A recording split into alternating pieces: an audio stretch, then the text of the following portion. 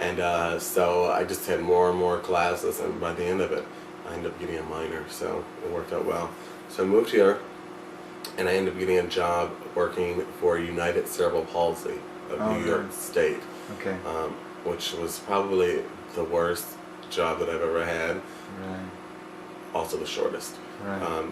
As it lasted about 2 months, and I could bear no more. I had to get out of that. It's just not my thing. I came here. I was like, I could do this in Michigan.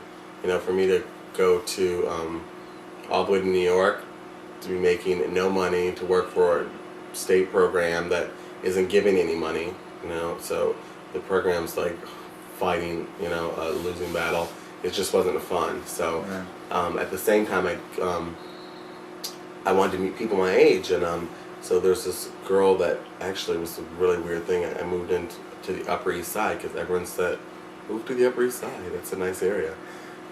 So what do I know? I never even been in New York. Yeah. So I moved there, and I moved into this building, and just odd as it may sound, there's a girl that I went to college with that lived in the same building. And it was like a small building. Yeah.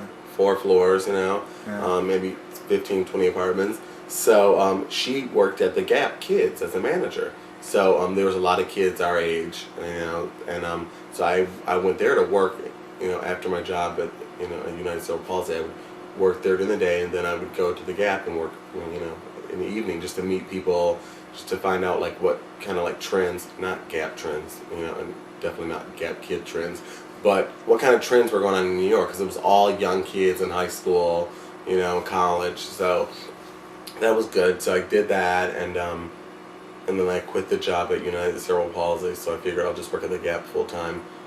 But at the meantime, I've been trying to get into this program at CVS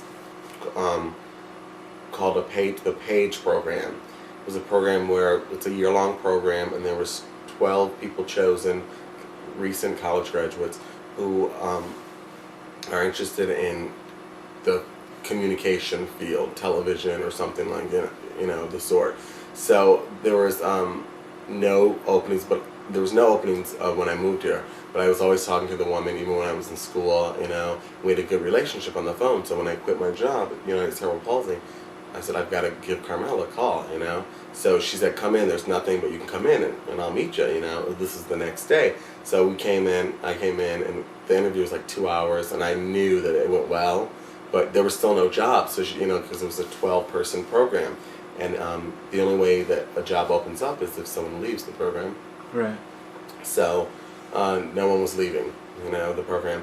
So that was a Thursday. I went in. On Friday, she called me and said, someone got a permanent job. So can you start working? I said, for sure. So it kind of was just like a great segue into like, oh my God. It kind of just made me like really believe in New York. I'm like, if you put your mind to it, you can really do it.